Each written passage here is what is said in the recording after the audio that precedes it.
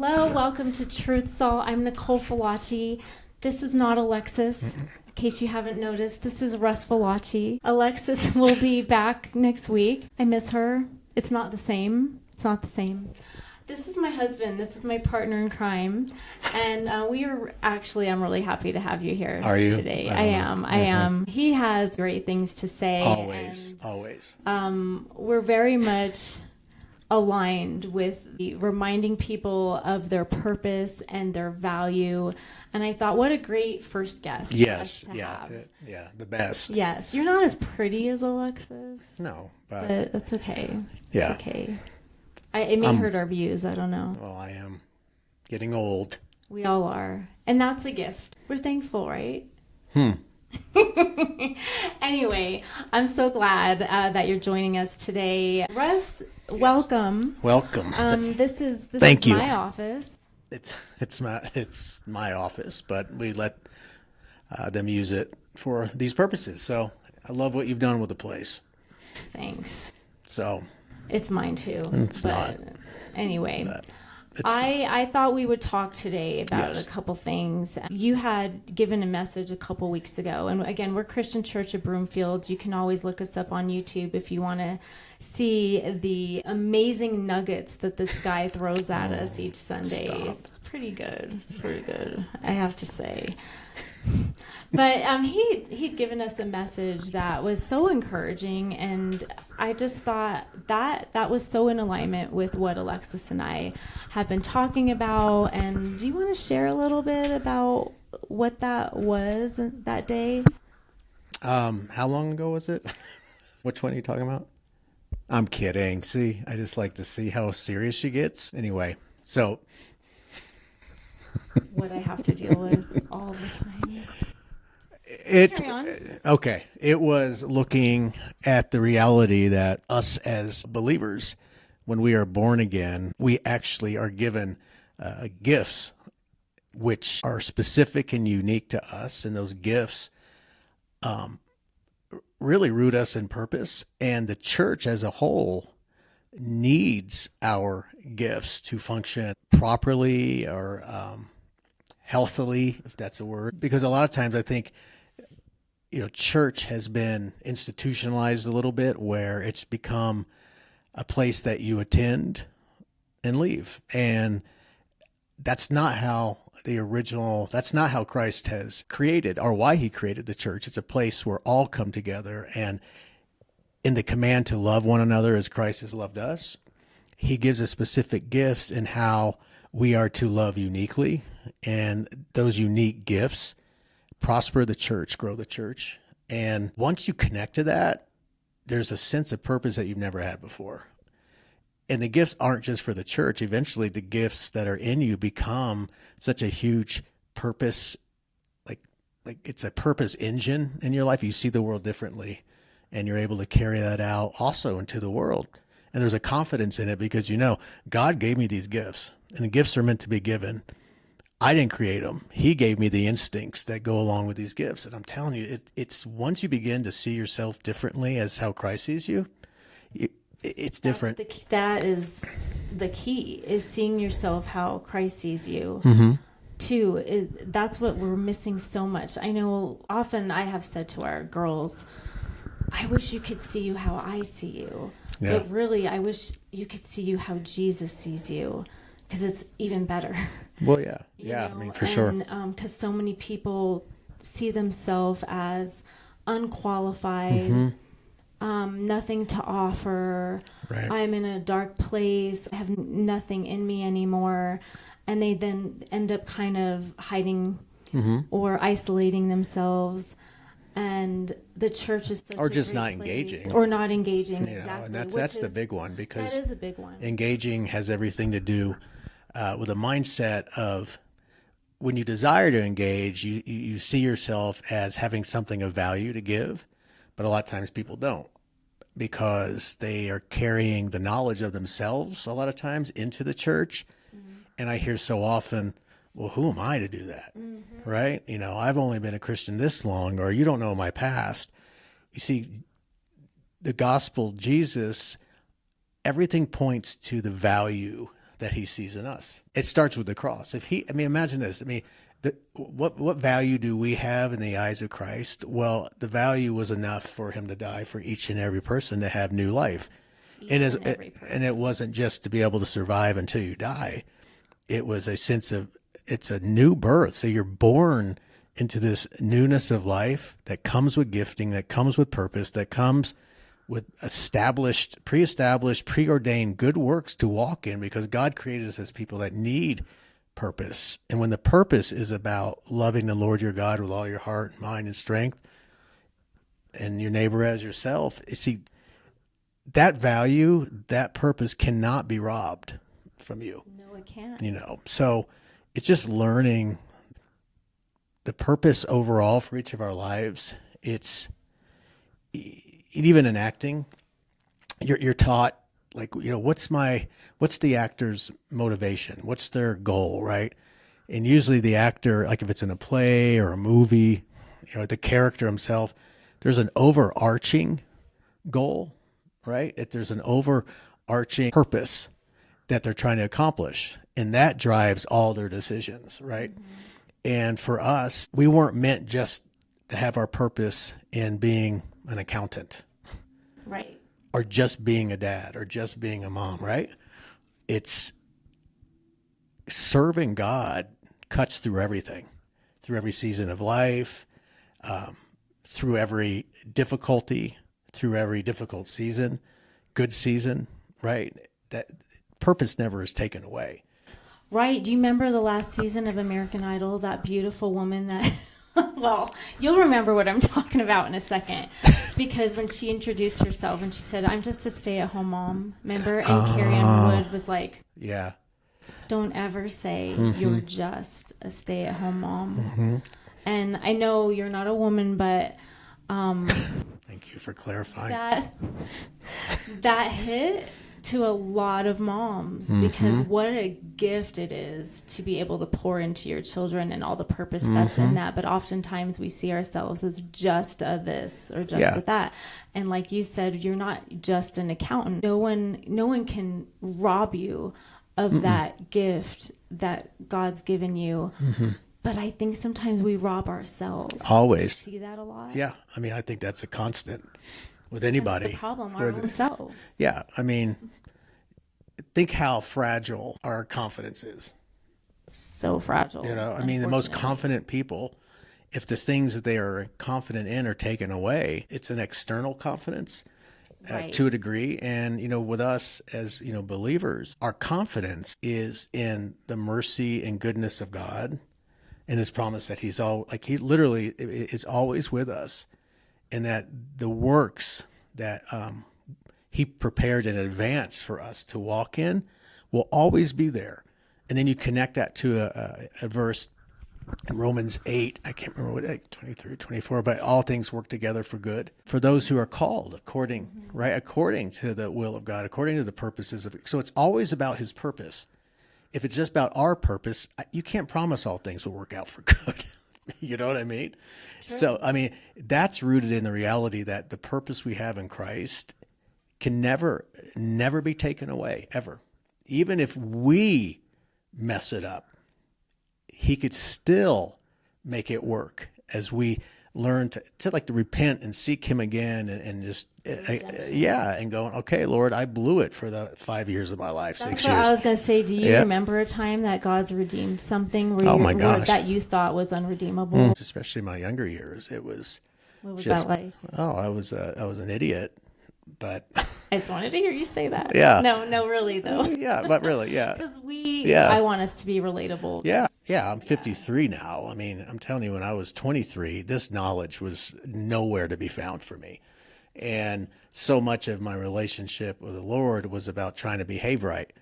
And when I couldn't behave right, you see, I missed the whole grace and mercy piece that actually gives you the strength and confidence to move forward. It was more of, I blew it.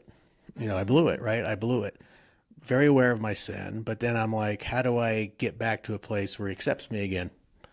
I would try to be good. It's such a, it's such a self-inflating type of meaning I can somehow be perfect enough for God to love me again. The whole point of his death on the cross was we can never, ever be perfect. Right. And come Are as righteous you are. enough. And so when I began to learn later on in life the power of grace and mercy and having to accept that he hasn't gone anywhere, it humbles you, but it also becomes such a catalyst, Yes, it's a good word. and that's for me, it was a catalyst into just following him more, meaning it's not about how perfect I can be, right? Because then then it robs you of purpose. If all you're trying to do is behave, then you're not utilizing your gifts. All you're trying to do is exercise self-control and not do things. Usually when you're trying to behave, it's not do things. It's not doing things as much as I can't do that. I can't do that. I won't do that. Right. It's Right. instead of the other way around where, man, I want to choose him. I want to do the things that say, this is who I am. I want to choose righteousness. Why? Because it's who God says I am. It's who I am in Christ. Why not do the things that God says are life instead of, oh, if I don't, I've blown everything, right? God's left the building, or he can never redeem that, or that's it. He's taken away those good works that he prepared for me because I'm a knucklehead, right? And so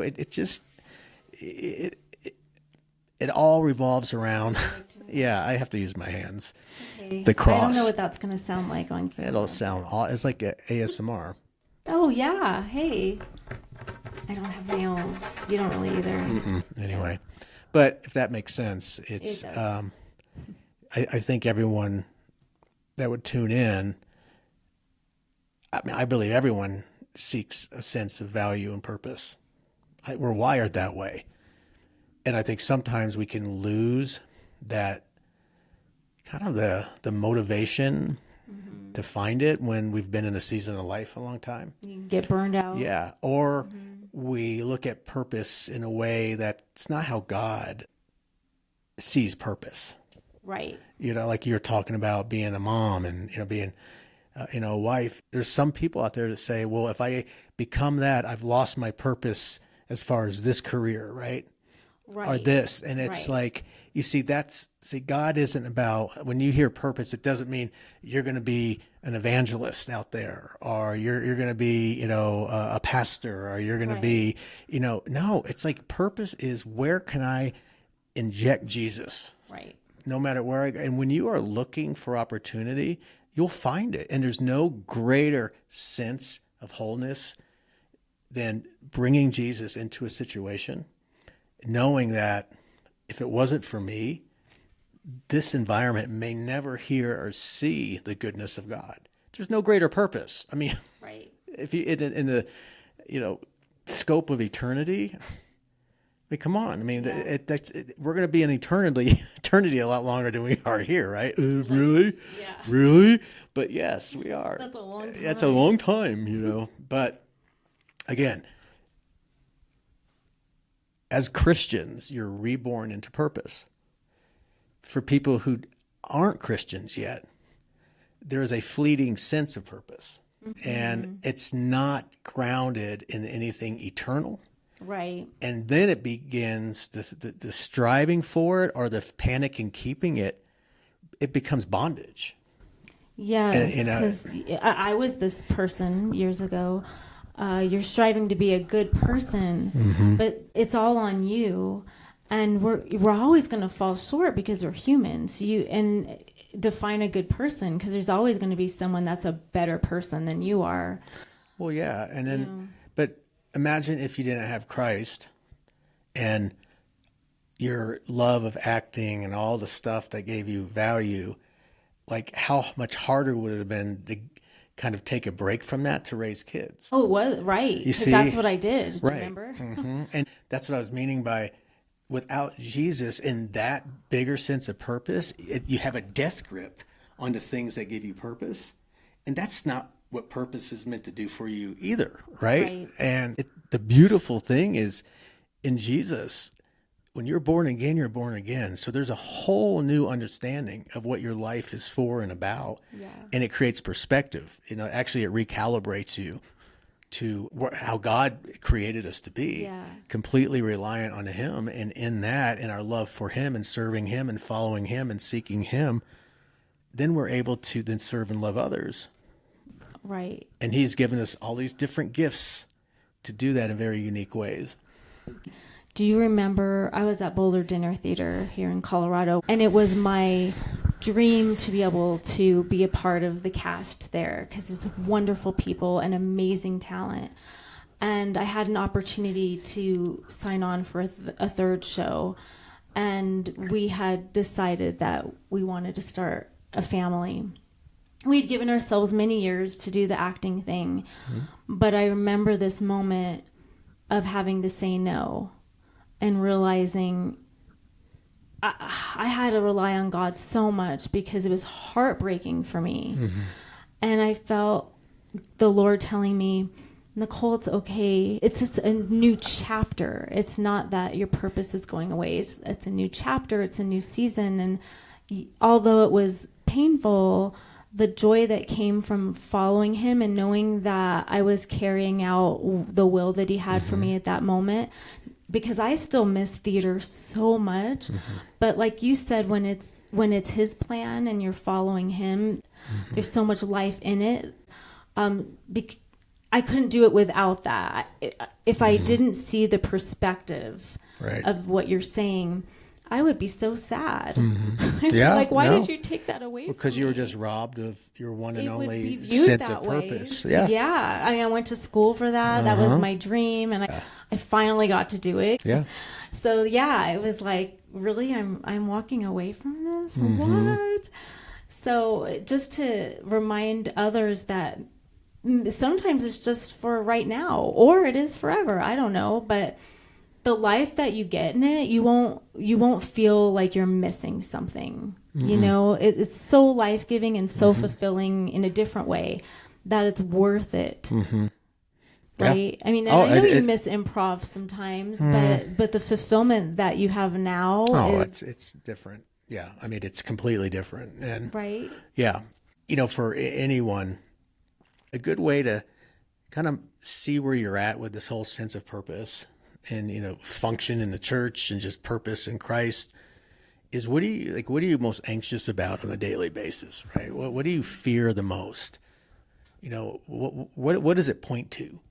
You know, because I mean, a lot of times our anxieties and fears are around our sense of well-being and, you know, a sense of purpose and value, right? And when those things are threatened, it can heighten that awareness of, wait a second, Jesus says, don't worry. You know, today has enough worry of its own. He says, seek first, you know, my kingdom and his righteousness, and all things, you know, everything you need will be provided.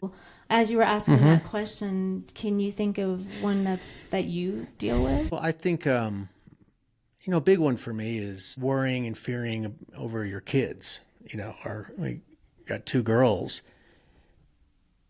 and I love them so much, you know, and you do care, and there is a healthy concern for your kids, but when you become real worried about like their well-being and their future, it shows me that I've taken God out of the picture, you know, and one purpose of being a dad is to continually pray for your kids and to trust and to give them to him, right? He's ultimately their protector, right? I can't protect them from everything. And so again, that's just one piece of, yes, there's purpose in being a dad, but without Christ, I could just be there worried all the time, worried about things in the future that I can't control. And it's all we can do is do what we can for the day, love them with all of our hearts.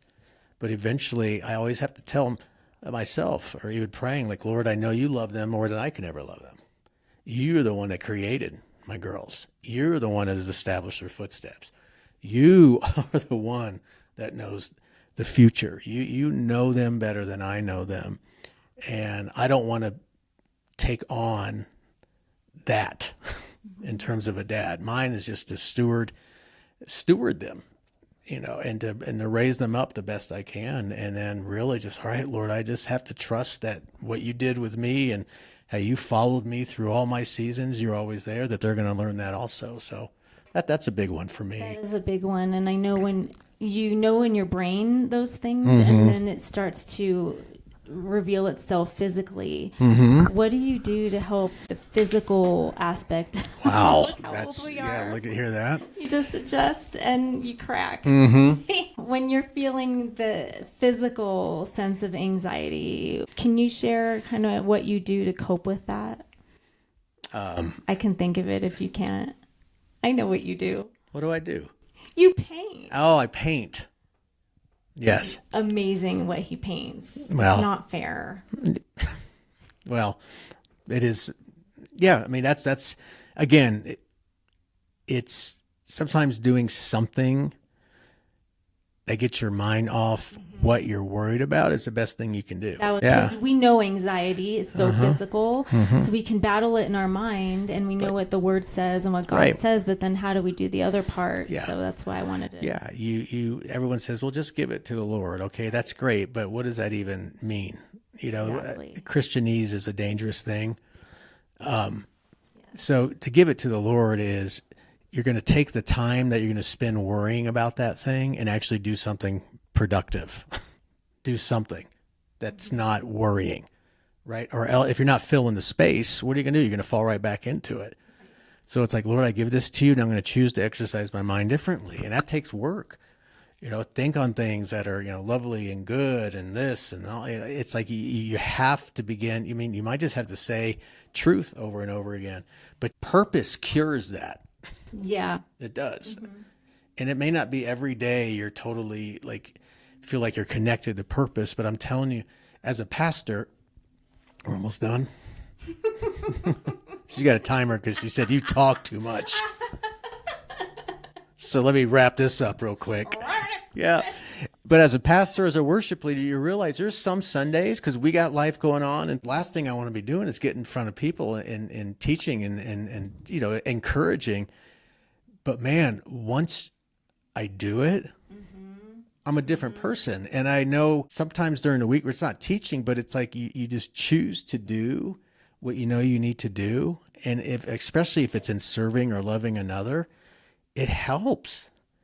The worst thing you can do is just be inactive and just sit there and just try to not worry. It's you speak truth, and then your actions demonstrate that, all right, I've given this to him. Right. So time's up. No, that's good.